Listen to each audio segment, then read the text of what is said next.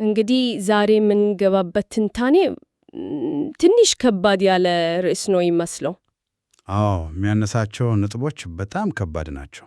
በጣም የቀረበልን ምንጭ አንድ ትልቅ መላምት ይዞ ነው የሚመጣው። በስፋት የሚታወቀውና የአውሬው ምልክት ወይም ስስተ 66 ከመተግበሩ በፊት የዓለም 2/3 ሕዝብ ይጠፋል ይላል። ይሄ እኮ በቁጥር ሲሰላ ከ5 ቢሊዮን በላይ ሰው ማለት ነው። በትክክል። እና ጥያቄው ይሄን መሰለ ከባድ መላምት ከየት ተነስቶ ነው የሚመጣው? ዝም ብሎ በአየር ላይ የተነገረ ነገር ነው? አይደለም። የትንታኔው መነሻ በጣም ስፔሲፊክ ነው። የሚጀምረው ከብሉይ ኪዳን ከመጽሐፈ ዘካርያስ ነው። አሃ ምዕራፍ 13 8ኛው ቁጥር ላይ ጥቅሱ በጣም ግልጽና ቀጥተኛ ነው። በምድርም ሁሉ ላይ 2 ክፍል ይጠፋል፣ 1 ክፍል ግን በዚያ ይቀራል ይላል እግዚአብሔር ይላል። ስለዚህ ትንታኔው ይሄንን እንደ መሰረት ድንጋይ ነው የሚጠቀመው ማለት ነው። ልክ ነው። የዓለምን ሕዝብ በ3 ከፍሎ 2ቱ ይጠፋሉ፣ 1ዱ ይቀራል ይላል። ይህንን ቁጥር አሁን ካለው የዓለም ሕዝብ ጋር ስናሰላው ነው ነገሩ ግዙፍነቱ የሚታየው። አዎ፣ የዓለም ሕዝብ ወደ 8 ቢሊዮን እንደሆነ ብናስብ 2/3 ይጠፋል ማለት ከ5.3 ቢሊዮን በላይ ሰዎች ይሞታሉ ማለት እኮ ነው። በሕይወት የሚቀረው 2.7 ቢሊዮን ገደማ ብቻ ነው። ይህንን ቁጥር ስናስበው በሰው ልጅ ታሪክ ውስጥ ከተመዘገበው ከማንኛውም እልቂት እጅግ የላቀ ነው። በትክክል። እና የቁጥሩ አስደንጋጭነት ነው ወደ ዋናው ጥያቄ የሚወስደን። 5.3 ቢሊዮን ሰዎችን ከምድር ገጽ ሊያጠፋ የሚችል ክስተት ምንድን ነው? አዎ፣ እንዴት ሊሆን ይችላል? ናም ምንጩ ይህንን እንቆቅልሽ ለመፍታት ወደ ዮሐንስ ራእይ መጽሐፍ ይወስደናል። የታላቅ የሕዝብ ቅነሳ በቅደም ተከተል በ3 ዋና ዋና ደረጃዎች እንደሚፈጸም ይተነትናል። እሺ፣ እንግዲያው የዚህን አስፈሪ እንቆቅልሽ ፍንጮች አንድ ባንድ እንከተል። የመጀመሪያው ፍንጭ ወይም የመጀመሪያው የጥፋት ደረጃ ከየት ነው የሚጀምረው? የመጀመሪያው ትልቅ ምት የሚመጣው ከዮሐንስ ራእይ 6ኛው ምዕራፍ ነው። ያው 4ቱ ፈረሰኞች ከሚባሉት የመጨረሻው ሲመጣ፣ 4ኛው ማህተም። አዎ፣ 4ኛው ማህተም ሲፈታ መለሎ የተባለ ፈረስ ይዞ ይመጣል። ይህ ቃል አመዳም ወይም የፈዘዘ ቀለም ማለት ነው አይደል? ብዙ ጊዜ ከሞት ጋር ነው የሚገናኘው። ልክ ነው። ለዛም ነው ፈረሰኛው ሞት መባሉና ሲኦል መከተሉ ምንም አያስገርምም። እና ጥቅሱ በግልጽ በምድር ሩብ ክፍል ላይ እንዲግደሉ ስልጣን ተሰጣቸው ይላል። አዎ፣ ስልጣኑ የተሰጠው በ1/4ኛው የዓለም ክፍል ላይ ነው። የመግደያ መንገዶችም ተዘርዝሯል። ሰይፍ፣ ራብ፣ ቸነፈር እና የምድር አራዊት። ምንጩ እነዚህን ጥንታዊ ቃላት ከዘመናዊው ዓለም ጋር ለማገናኘት ይሞክራል። ሰይፍ ምናልባት ጦርነት፣ ዓለም አቀፍ ጦርነትን ሊወክል ይችላል። ራብ በጦርነቱና በአየር ንብረት ለውጥ የሚከሰት የምግብ እጥረትን፣ ቸነፈር ደግሞ አዲስ ወረርሽኞችን ሊያሳይ ይችላል። የምድር አራዊት የሚለውስ ያኛው ትንሽ ለየት ይላል። ያኛው ትንሽ ለየት ያለ ትርጓሜ ሊሰጠው ይችላል። ምንጩ እንደሚጠቀመው ምናልባት አምባገነናዊ መንግስታት በሕዝባቸው ላይ የሚያደርሱትን ጭቆናና ግድያ ሊያመለክት ይችላል። ዋናው ነጥብ ግን ውጤቱ ላይ ነው። እነዚህ 4 ነገሮች ተደምረው የምድርን ሩብ ሕዝብ ያጠፋሉ። ወደ ቁጥሩ ስንመለስ 8 ቢሊዮን ሕዝብ ካለ ሩቡ ማለት 2 ቢሊዮን ሰዎች ናቸው። በመጀመሪያው ደረጃ ብቻ 2 ቢሊዮን ሰዎች ሕይወታቸውን ያጣሉ ማለት ነው። በጣም ትልቅ ቁጥር ነው። ስለዚህ የቀረው ሕዝብ 6 ቢሊዮን ይሆናል። ይሄ ገና የመጀመሪያው እርምጃ ነው። የመጀመሪያው ብቻ። ከ8 ቢሊዮን ወደ 6 ቢሊዮን ወርደናል። አሁንም ግን ከመነሻችን የዘካርያስ ትንቢት በጣም ሩቅ ነን። አዎ፣ አሁንም 3.3 ቢሊዮን ተጨማሪ ሰዎች መሞት አለባቸው። ታዲያ ቀጣዩ ጥፋት ምን ሊሆን ይችላል? እዚህ ላይ ነው ትንታኔው ወደ ሁለተኛው የጥፋት ማዕበል ወደ መለኮቶቹ የሚወስደን። ሁለተኛው ደረጃ ከራእይ 8ኛው ምዕራፍ ጋር ይያያዛል። የመጀመሪያዎቹ 4 መለኮቶች ሲነፉ። ልክ ነው። እዚህ ላይ ግን የጥፋቱ ትኩረት ከሰው ልጅ በቀጥታ ወደ ተፈጥሮ የሚዞር ይመስላል። ትክክለኛ ምልከታ ነው። እዚህ ጥቃቱ የሰው ልጅ የሕይወት መሠረት በሆኑት ነገሮች ላይ ነው። በምድር፣ በባህር፣ በውሃ እና በሰማይ ላይ። አዎ፣ የመጀመሪያው መለከት ሲነፋ በደም የተቀላቀለ በረዶና እሳት በምድር ላይ ይወድቃል። የምድርን 1/3 የዛፎችን 1/3 ያቃጥላል። ቆይ እስኪ እዚህ ጋር ቆም እንበል። የምድር 1/3 መቅጠል ማለት እኮ አሁን ካሉት ትልልቅ አህጉራት አንዱ ሙሉ በሙሉ ወደ አመድነት ተቀየረ ማለት ነው። የሚያስከትለውን የረሃብና የስደት ቀውስ አስቢው። ከአቅም በላይ ነው። ከዚያ ሁለተኛው መለከት ይከተላል። የሚቃጠል ታላቅ ተራራ የሚመስል ነገር ባህር ውስጥ ይጣላል።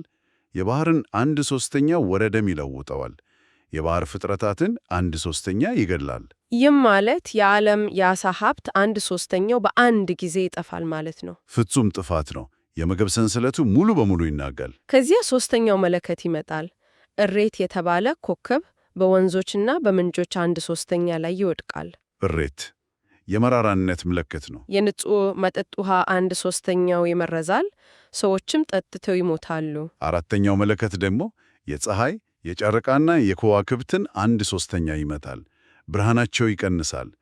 ይህ ደግሞ በግብርናው ላይ የራሱ የሆነ ከባድ ተጽዕኖ ይኖራል። እሺ፣ አሁን እዚህ ላይ ነው ትንታኔው አንድ ወሳኝ መላመት ላይ የሚደርሰው። ምንድነው እሱ? እነዚህ 4 የአካባቢ ጥፋቶች የምድር፣ የባህር፣ የንጹህ ውሃ እና የሰማይ አካላት 1/3 መመታት በቀጥታ የቀረውን የሰው ልጅ 1/3 ሞት ያስከትላሉ ብሎ ይገምታል። እዚህ ጋር ግን ይሄ ግምት ትንሽ ቀጥተኛ መስመር ነው እያለ ያለው። ማለት የዓለም የምግብ አቅርቦት በ33% ቢቀንስ በትክክል 33% ሕዝብ ይሞታል ማለት ነው። ጥሩ ጥያቄም። ትንታኔው ወደዚያ ዝርዝር ውስጥ አይገባም። ነገር ግን መላምቱ የሚመሰረትበት መሰረታዊ ሐሳብ አለ። እሺ፣ እንዲህ አይነት ዓለም አቀፍ ስርዓተ ምህዳር ውድቀት ሲከሰት የሚፈጠረው የሀብት ክፍፍል፣ ጦርነት፣ ስደትና ስርዓት አልበኛነት በጣም ከባድ ከሆኑ የተነሳ የሟቾች ቁጥር በቀላሉ 1/3 ሊደርስ ይችላል የሚል ነው። የሰው ልጅ ስልጣን የተመሰረተበት ስነ ምህዳር ሲናጋ የሰው ልጅም አብሮ ይናጋል ያለ ነው። በሌላ አነጋገር ቀጥተኛ ያልሆኑት ውጤቶች እንደ በሽታ፣ ጦርነት፣ ስደት ያሉ ነገሮች ተደምረው የቀረውን ሕዝብ 1/3 ያጠፋሉ ያለ ነው። አዎ፣ የክርክሩ ዋና ነጥብ ነው። ስለዚህ ያንን ግምት ተከትለን ወደ ቁጥር ስሌቱ ስንመለስ ከመጀመሪያው ጥፋት በኋላ 6 ቢሊዮን ሕዝብ ነበር የቀረው። ልክ ነው። የዚህ 1/3 ማለት ተጨማሪ 2 ቢሊዮን ሰዎች በእነዚህ የአካባቢ ጥፋቶች ምክንያት ይሞታሉ።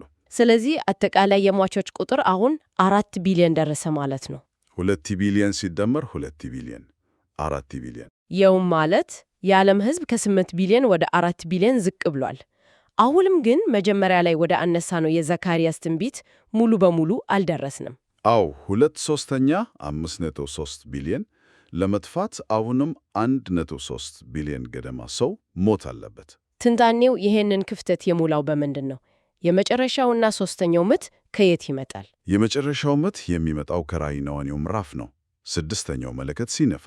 እሺ፣ ይህኛው ደረጃ ከቀደሙት ሁለቱ ፍጹም የተለየ ባህሪ ያለው። እንዴት? የመጀመሪያው በተለያዩ ጥፋቶች የዓለምን ሩብ ክፍል ሲያጠፋው፣ ሁለተኛው ደግሞ በተፈጥሮ ላይ በደረሰ ጉዳት በተዘዋዋሪ ሰዎችን ሲገድል፣ ይህ ሦስተኛው ግን በቀጥታ የሰውን ዘር ለማጥፋት ታቅዶ የሚፈስም ይመስላል። አዎ፣ ራዕይ ነጥብ 13-15 ላይ በኤፍራጥስ ወንዝ የታሰሩ 4 መላእክት እንደሚፈቱ ይናገራል። የተፈቱበቱ ዓላማም በማያሻማ ቋንቋ ተቀምጧል። የሰውን ልጅ 1/3 እንዲገሉ ተዘጋጅቶ ነበር። በጣም የተወሰነ እና ግልጽ የሆነ ተልእኮ ነው። ምንጩ ይህንን ጥፋት 200 ሚሊዮን ከሚሆኑ ፈረሰኞች ሰራዊት ጋር ያገናኘዋል።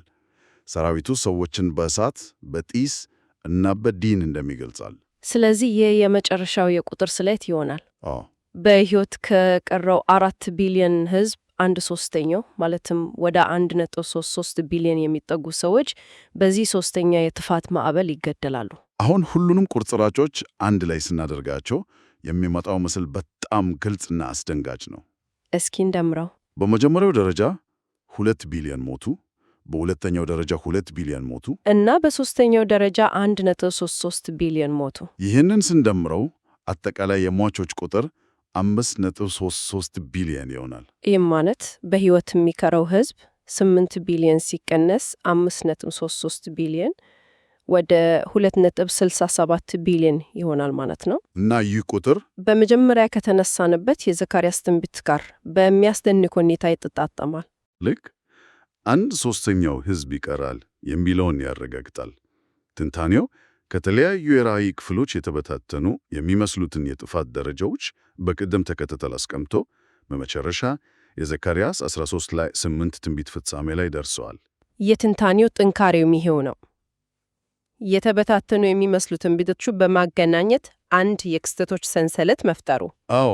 ታዲያ ይሄ ሁሉ ምን ማለት ነው? ይሄንን ሁሉ የቁጥር ስሌት እና የትንቢት ትርጓሜ ያየነው ለምንድን ነው? የትንታኔው ዋና ነጥብ የት ላይ ነው ያለው? የትንታኔው ዋነኛ መደምደሚያና ዋና ነጥብ የሚመጣው አሁን ነው። ይኸውም የጊዜ ቅደም ተከተሉ ላይ ነው። እሺ። ትንታኔው እንደሚለው እነዚህ ሁሉ የሕዝብ ቅነሳዎችና ታላላቅ ጥፋቶች የሚፈጸሙት የአውሬው ምልክት በዓለም ላይ በግዴታ ከመጫኑ በፊት ነው። በሌላ አነጋገር ትላልቁ መከራ ተብሎ የሚጠራው ዘመን እና የ656 ምልክት የሚመጣው በተረጋጋ ዓለም ላይ ሳይሆን በፍጹም ከግማሽ በላይ የሆነው ሕዝቧ በጦርነት በበሽታ እና በአካባቢው ውድመት ካለቀ በኋላ በተፈጠረችው የተዳከመችው ዓለም ላይ ነው እያለ ነው። በትክክል ዓለም በመጀመሪያ በጦርነት፣ በራብ፣ በወረሪኝ ከዚያም በአካባቢያዊ ጥፋቶች በመጨረሻም ግዙፍ በሆነ ጦርነት ውስጥ ካለፈች በኋላ የተረፈ የሰው ዘር በጣም ጥቂት ይሆናል። 2.7 ቢሊዮን ሰዎች ብቻ። አዎ። በዚህ የሥርዓት አልበኝነት፣ ተስፋ መቁረጥ እና ፍርሃት ውስጥ አንድ የዓለም አውሬያዊ መንግሥት ሥርዓትንና ሰላምን አስፈናለሁ በሚል ሰበብ ሊነሳ የሚችለው። በዚህ ሁኔታ ውስጥ ሰዎች ምግብ፣ ደህንነት እና መረጋጋት ለማግኘት ማንኛውም ሥርዓት ለመቀበል ዝግጁ ሊሆኑ ይችላሉ። ልክ ነው። የአውሬው ምልክት የሚመጣው በዚህ አይነት ስነ ልቦናዊ ሁኔታ ላይ ነው። በጣም አሳማኝ ይመስላል። አዎ። የትንታኔው የመጨረሻ መደምደሚያ ይሄ ነው። በምንጩ አገላለጽ 5.3 ቢሊዮን ሰዎች ሳይሞቱ ታላቁ መከራ አይጀምርም። የአውሬው ምልክት በግዴታ አይጫንም። ስለዚህ እነዚህ ክስተቶች እንደ መግቢያ ወይም እንደ መድረክ ማዘጋጃ ናቸው ማለት ነው። ልክ እንደዛ። በማጠቃለያው ዛሬ የተመለከትነው ትንታኔ ከመጽሐፍ ቅዱስ ውስጥ ተለያዩ ትንቢቶችን እንደ እንቆቅልሽ ቁርጥራጮች በመውሰድ አንድ ወጥና በቅደም ተከተል የተቀመጠ የመጨረሻው ዘመን የክስተቶች ሰሌዳ ለመስራት ይሞክራል። አዎ። ዋናው ሐሳብ የዓለም 2/3 ሕዝብ ከጠፋ በኋላ ለሚመጣው የዓለም አቀፍ አገዛዝ መድረክ ይዘጋጃል የሚል ነው። ነገር ግን ይህንን ስናደርግ ትንታኔው ራሱ በሁለት ትልልቅ መላምቶች ላይ የተመሰረተ መሆኑን ማሰብ አለብን። አዎ፣ ቅድም ያነሳነው ነጥብ አለ። አንደኛው በሁለተኛው ደረጃ ላይ እንዳየነው የአካባቢ ጥፋት በቀጥታ የሕዝብን 1/3 ይገደላል የሚለው ግምት ነው። ሁለተኛውና ምናልባትም ትልቁ መላመት ደግሞ እነዚህ በራእይ መጽሐፍ የተጠቀሱት ክስተቶች የግድ በዚህ ቅደም ተከተል ይፈጸማሉ የሚለው ነው። አዎ፣ ያ በጣም ወሳኝ ነጥብ ነው። ስለዚህ ለአድማጮች የሚቀረው ጥያቄ ይሄ ነው። እነዚህ ክስተቶች በምንጩ ላይ እንደቀረበው በቅደም ተከተል ሳይሆን ምናልባት በአንድ ጊዜ የሚከሰቱ ቢሆኑስ? በትክክል። ወይም ደግሞ ከዚህም አልፎ ቁጥሮቹ ሩብ፣ 1/3 ቃል በቃል ሳይሆን ፍጹም ተምሳሌታዊ ትርጉም አላቸው ቢሆኑስ? ይህ ቢሆን ኖሮ ዛሬ የተመለከትነውን የቁጥር ስሌትና የጊዜ ሰሌዳ ትርጓሜ ሙሉ በሙሉ ሊቀይረው አይችልም ወይ? ይህ አድማጮች በራሳቸው እንዲያስሩበት የሚጋብዝ ጥያቄ ነው።